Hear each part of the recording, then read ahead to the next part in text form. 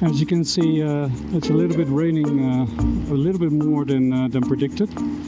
So it's really a shame that I changed my suit already. But I see a light at the end of this turn, which means that it should be a little bit more dry.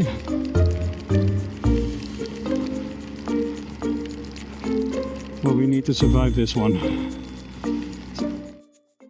This is what makes a biker so excited. I just want to take a second to take it in. But then my navigation just said, nah, you're gonna do another one. Hello.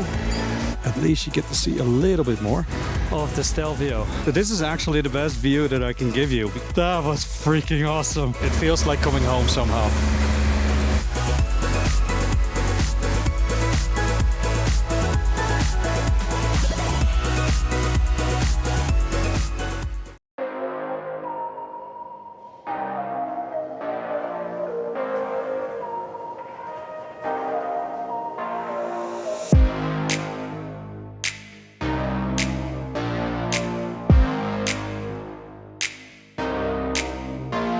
A very good morning to you, day 11, and as you can see, it's cloudy and raining. That's why I also didn't do the introduction at the beginning.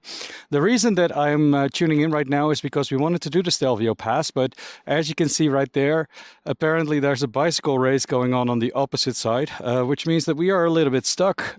We can do two things. We can go around it, because by the time that we are up on the Stelvio, we can only go down to the Umbriel Pass, which means that we are missing the Gavia and the Maloja Pass.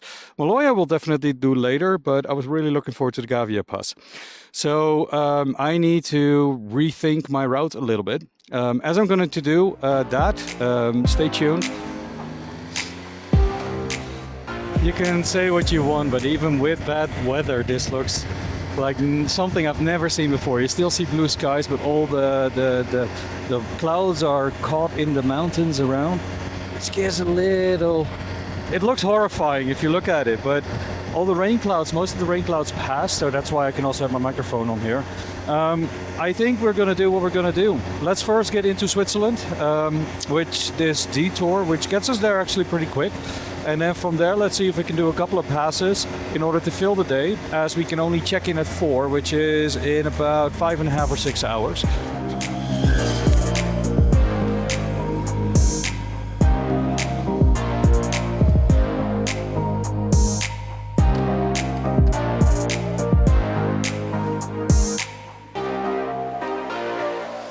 That's what you get if you're not only friendly to bikers, but also to mopeds as they are going. It looks very funny, I have to admit, but I can imagine it's a true sport if you want to do it. So it took a while, but I reached a compromise with myself. That's nice because I'm not in a team, I'm not with people. So the only person I have to argue with is myself. We are going to do it completely different. First of all, we're going to do the most boring pass ever, as we did 2 days ago, in order to go up north. Because that gives us a little bit more space to do the North passes, and one of my all-time favorites today. So we are going to go north in order to do the same crossing into Switzerland. And then when we are in Switzerland, we are going to take the Fluella Pass. I tried to say it nice. Fluella Pass, which takes us all the way to Davos. And from Davos, we'll take the Wolfgang Pass in order to go to the opposite side. We'll pass Chur. And then at Fustenau, we will take the Julier Pass as well, which is in the opposite directions as we will do it tomorrow. So, which is perfectly fine still, but then we get to see it from both sides. Weather on that side should be fine. So I hope to get out of my rain gear very, very soon. That is actually making a very exciting trip.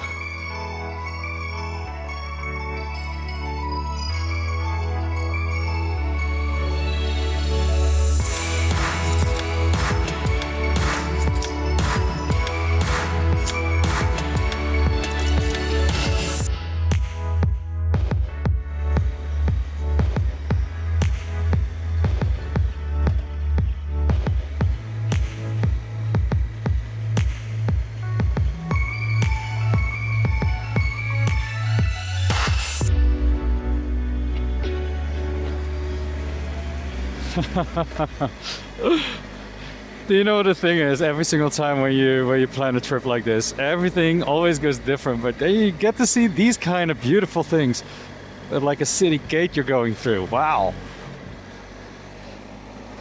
it's a complete city wall. So this must be the old town, and I think we saw the castle earlier already, but apparently this is the whole city we just went through. You would have never gone through here, wasn't it for the rain and the Stelvio being closed and everything else. Yeah, I'm just happy that I got to do it yesterday.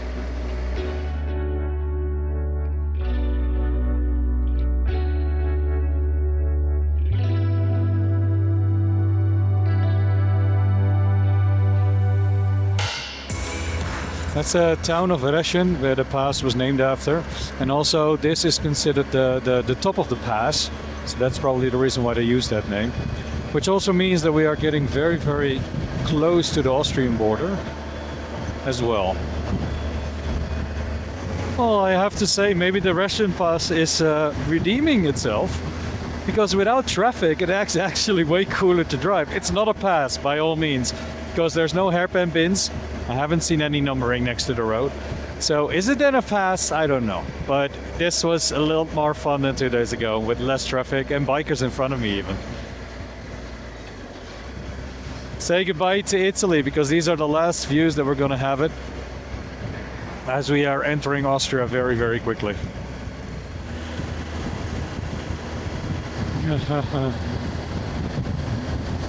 I know this is not really a pass or anything, but I just enjoy this down or climb so much.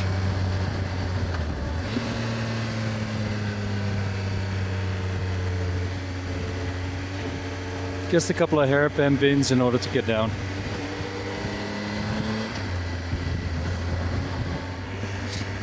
So now welcome in this valley. This also means that we're officially in the Swiss border. As you can see, the border ends with Austria here, and then we're going to the Swiss customs as well. Switzerland is not part of the European Union, which means different regulations are here.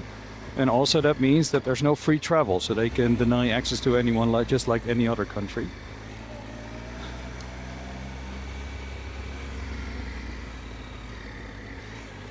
But as you can see, as they are surrounded by the EU, they're continuously dealing with the same person, but or at least authority. The nice thing now is that we have entered Switzerland, but that's also where we will be the upcoming time. So most of the passes for the upcoming 4 days are going to be Swiss passes. We are going to cross Italy once because we need to in order to get where we want to go. And there is still like one massive lake that I want to show you guys. That is absolutely beautiful and very challenging to come up. Wow.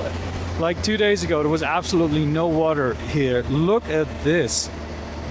Definitely some rain was fell down, or some snow has melted, either one of the two, right?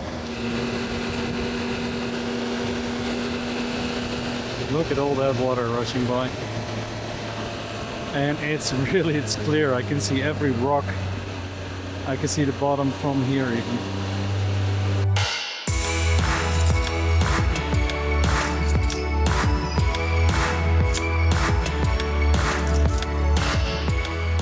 See, there's a lot of rain that fell down in the last half day, so over the night, and all that water needs to rush slower, right?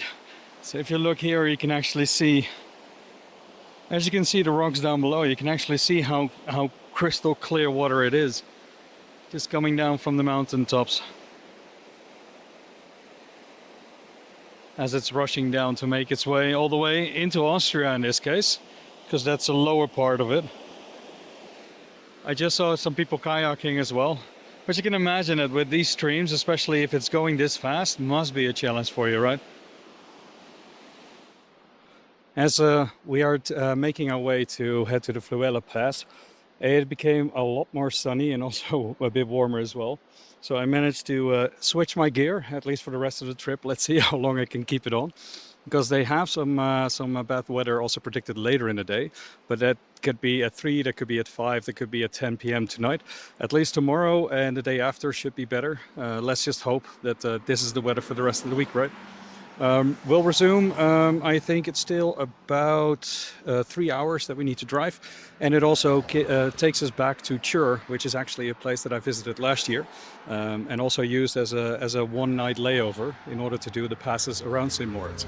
So yeah, it will be good to be back. I always love the railroads, but especially here in Switzerland. They are also always so creative on how they solve these kind of things.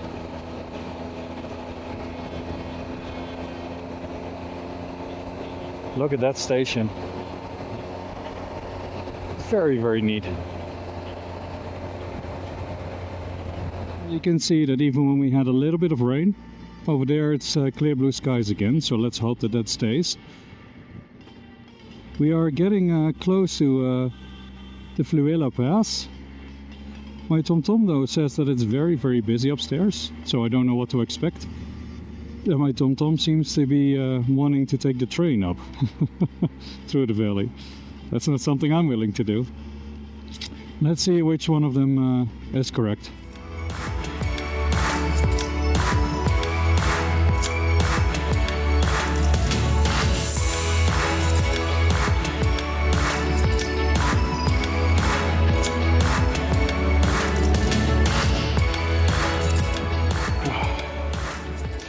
As you notice, we are getting a few drops of rain.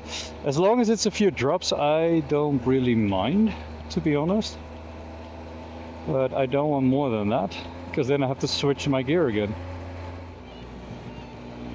Well, at least I see a lot of bikers coming down the hill, so that's normally a good sign. As there's not that many passes to get you from one to the other valley in Switzerland. Almost every road that you need to take, except going through the valley, is a pass.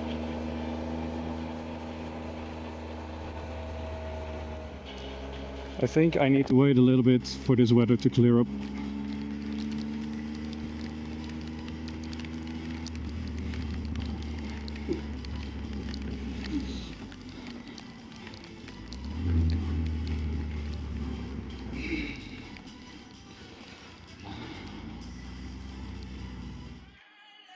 I found like a pocket where the clouds just seem to split. Maybe I should just wait a little bit before entering it.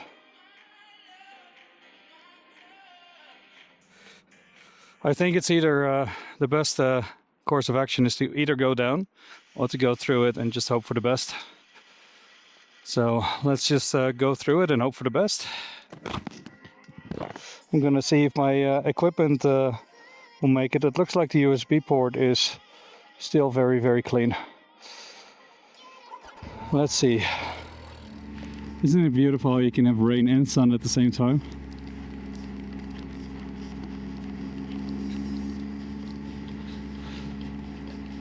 The tip of the day could also be that the reason that I'm still seeing, because you can see that this part fogged up, the reason I can still see is because I got a pin lock on top of my visor, which means that it doesn't fog up. But the thing is so chemical that I just put up a new one right before this trip and it smells. So my entire helmet now smells of it as I'm inhaling it. It's like that chemical smell, you know? But so in here you can see the bad weather. You can't even see the mountaintop, right? That's how you see there's weather, but it's actually stacked up against that mountain. And on this side, if you look here, everything looks pretty clear at least. So let's hope that it stays until the end of the pass, and I think we should be good for the rest of the day.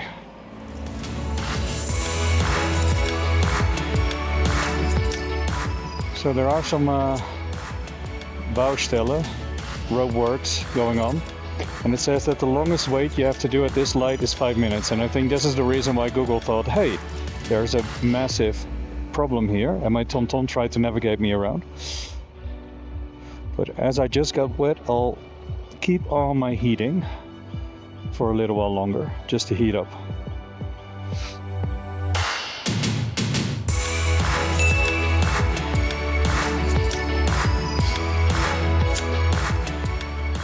Let's see if we can get a little bit more to the front. I'm not as crazy as that guy over there.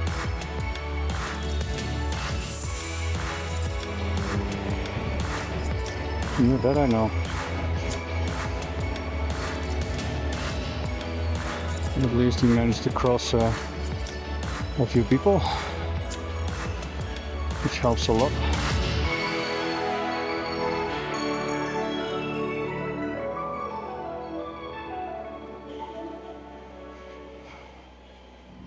I don't know why they always have a lake on the top, actually, or two lakes in this case.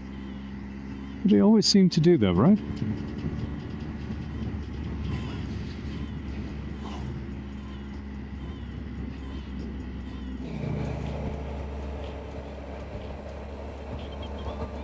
As you can see here, it twists kind of down and over the water to the other side. Like this little valley. The only thing is we have so many cars in front of us because of the traffic light we just passed.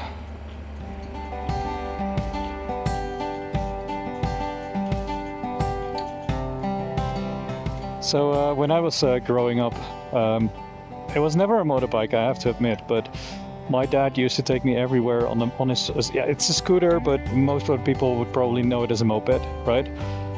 He would take me everywhere. We would go from where we live to the Hoek van Holland, which is at the North Sea. And it would take us like 4 hours to get there. We could maybe lay on the beach for like an hour and then we had to go back. And he always take me past the McDonald's on the way back because it wasn't as common back then in order to do that. So it was still a treat, right? Maybe once or twice a year. And then we would do other trips as well. At one point we went to the middle of the Netherlands, which was even like 7 hours in order to visit some family. And I never cared about the destination. It was more the trip towards that. I never know if that's the way that I got love for a motorcycle, to just travel and focus on the travel instead of rather than the destination. But if that is true, then thank you for that. That is something that they will never take away. I love to travel, and especially on my motorbike like this, because you see things that you would have never seen otherwise if you would have gone with the car and just stayed on the highway here.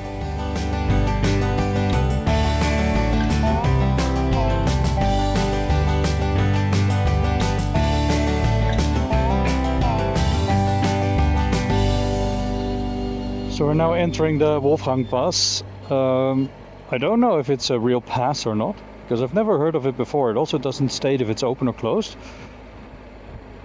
But look at all the people here. This must be a popular place, I can imagine, around the lake. Somehow I found this representation of Switzerland, you know, like water down in the creek, really nice roads, and tree-like mountains in the Alps.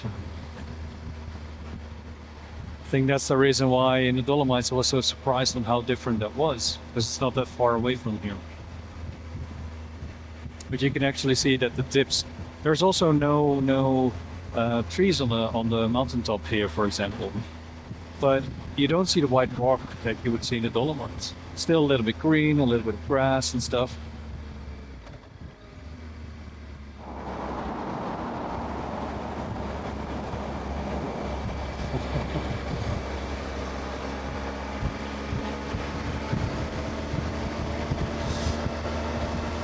I've been here last year and I saw this bridge and I was thinking that's a magnificent bridge. How do I get on it?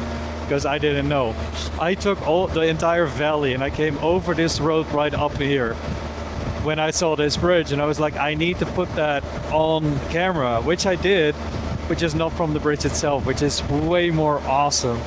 It was a really long tunnel. I just missed it last time, I guess.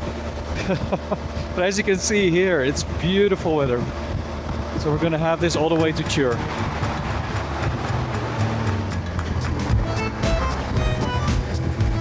Ratisjebaan. Doesn't everything just look better with sunshine on it, right?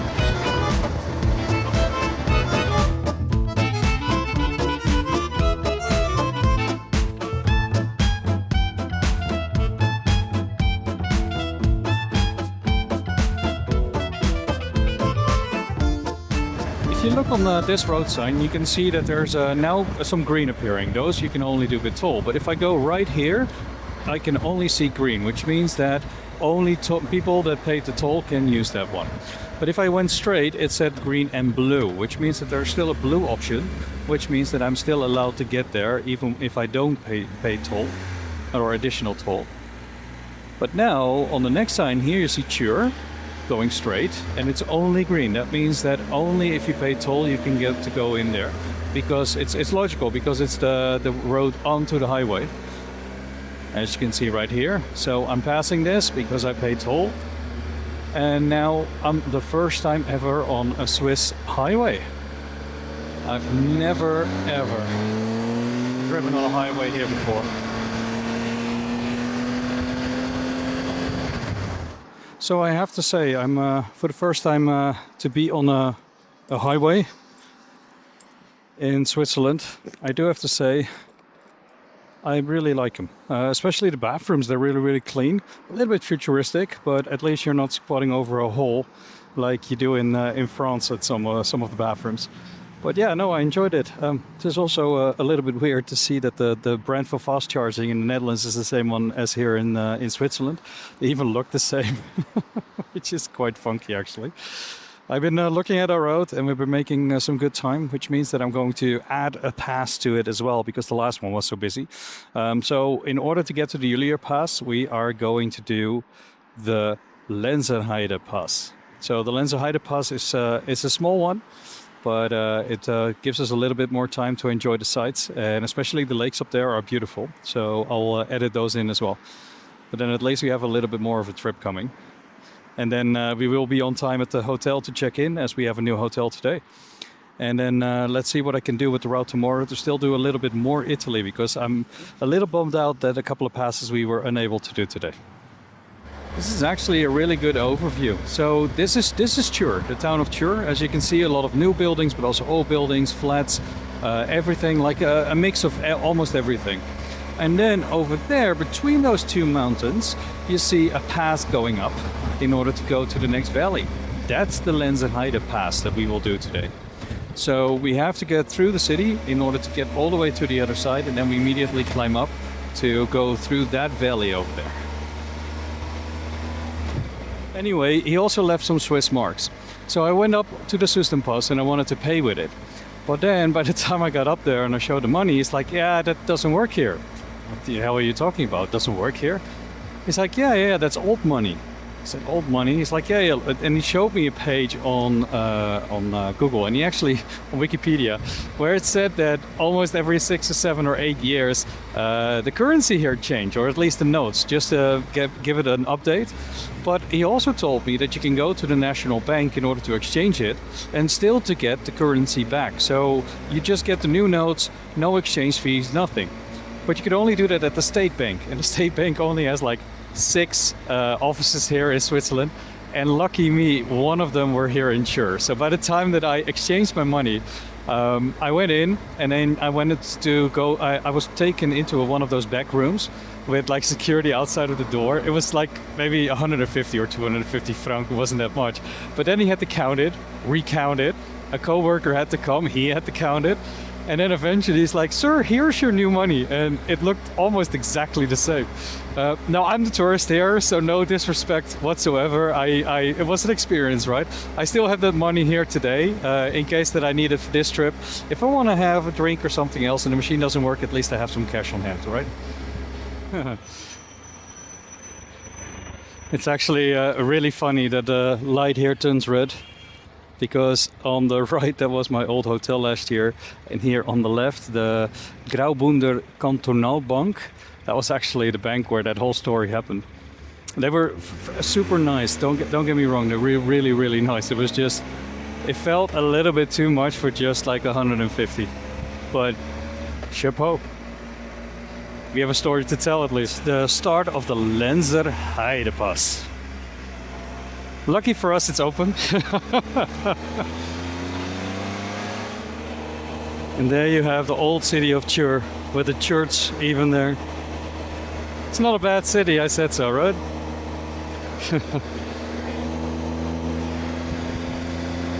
Last time I couldn't point that out because I didn't have the microphone yet last year.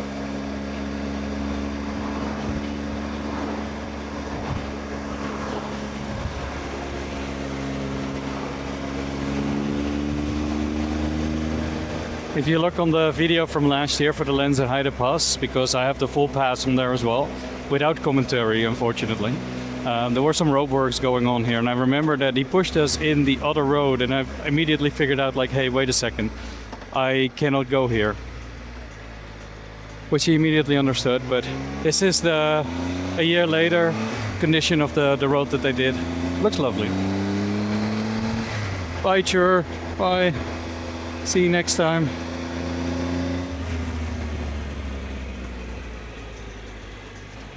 This is not really a challenging pass. It's just like a fun little mini pass, right?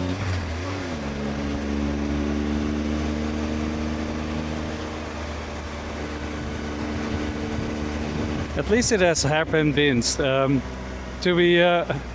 hairpin bends. To be honest, the one that we had this morning and also on Friday didn't have that, so I think that's why I pushed it to the bottom of the list. It is fun if there's no traffic, but still. Lenzerheide Pass was better. And again, when you come to the top, and this is all ski area, like this entire pass, you can see ski lifts going up left and right. So they're probably connected through bus as well. But there's always a lake in the middle. And this lake is a little bit more special because it also has a plateau in the beginning with those flat rocks with which they stack up. This is always nice to look at. Right down in the middle.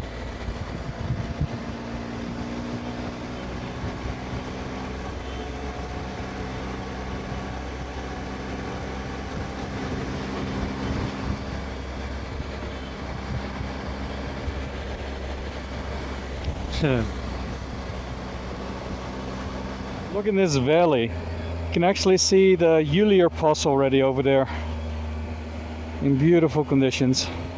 So yeah, the weather really doesn't know what to do today. At least it's only dripping a little bit here and there, so that's not really an issue. And I can see sunshine on the other side and above the Fluella Pass. So that one we're gonna enjoy to the fullest. The reason I like the Fluella Pass so much, because maybe I should start talking about that, is the whole pass had like these really, really long curves in all directions, but you can see through the curve, so you can see what's coming. And because of that, I feel like I'm gonna go a little bit faster. And then you also have the last part, part between St. Moritz and the top of the Fluella Pass, which is very technical, but well, it is a sort of technical that you can actually take really, really fast as well.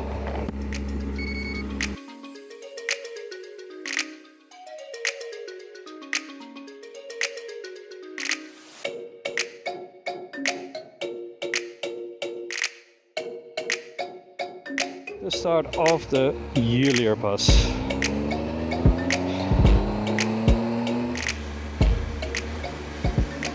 And I also remember, because the last time there was a lot of rain, this was like a meter high, water rushing down. And now, as you can tell, there is water, but not that much. If you want to see how much, just watch the short of the Fluella Pass from last year. There was definitely something going on. There was a lot of rain that week. Nobody's talking about my chicken strips. The nice thing about the Fluella Pass is you get through so many neat little towns, as you can see right there. But then if you continue to go, at one point you just have this, it's almost like a wild reservation where a lot of hikers go. Because of the length, it's a very long pass to take. And as I said, technical, not really technical, but until the end. But just one you can get a little bit faster with. Beautiful. And even an image on a camera doesn't give it enough credit somehow.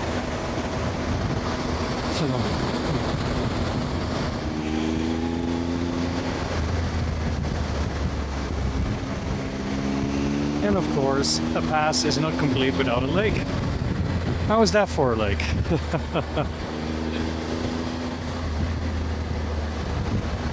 But as I can see on my navigation right now, this is another road drawn by a 4-year-old.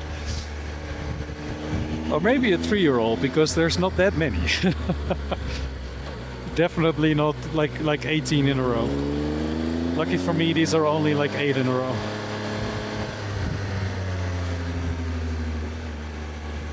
Well, very, very lovely to do.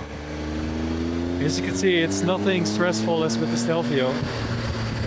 Just nice bendy curves. And then to just show you how beautiful it is. There are the cars we overtaken, and the camper and everything else. If that doesn't look like fun, I don't know what is anymore. That's why it's my favorite. Here you have it. Oh, my old friend, I'm so happy to see you. 2.2 kilometers up, you have the Fluella Pass. Oh, it's always good to see an old friend, right? Now it's time for a break.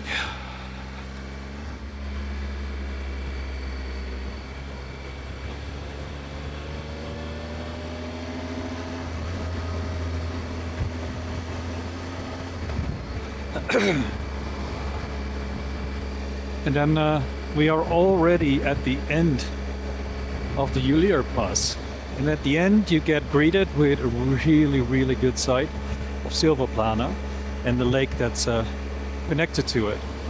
As you can see already, some people are standing there. But that's the lake. You see all the surfers going.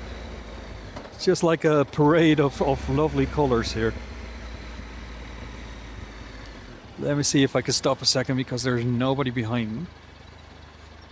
I want to do this exact same thing. So that's Silverplana down there.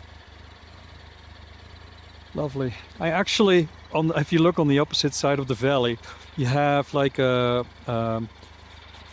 one of those elevators going up, of those lifts.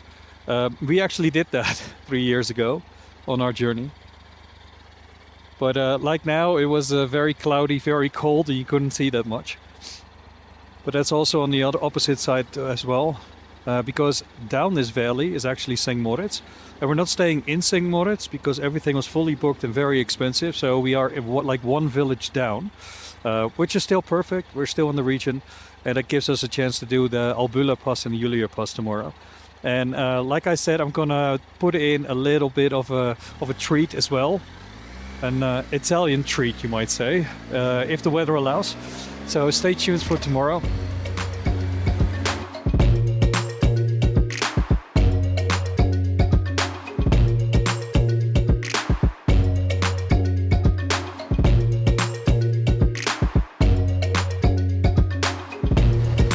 And then with the end of the Fluella Pass, that also means that that's the end of the video for today. What a day it was.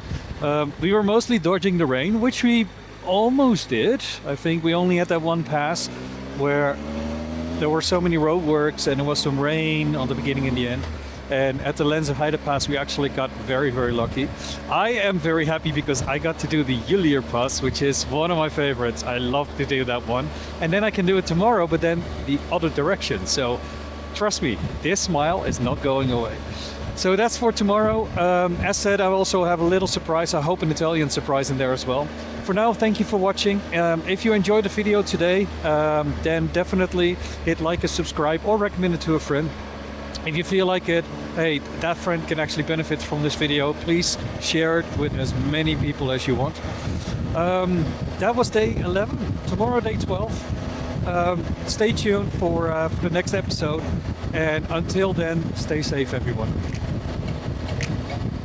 And of course, a big mountain town would not be complete without a lake. So this is the Lake of St. Moritz. Isn't it beautiful?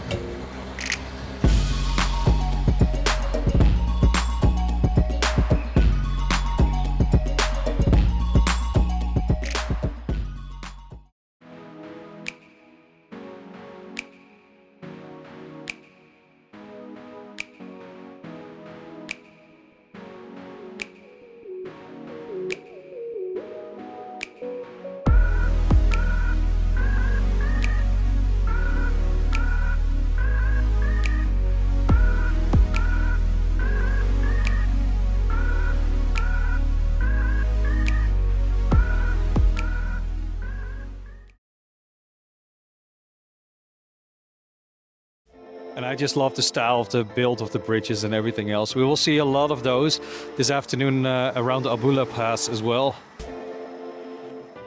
Now, before you start judging, just look in that direction. The part where you went up with all the hairpin bins, all carved out on the side of the mountain, I really hope that that one is on camera. Because that is worth the damn picture. Ah,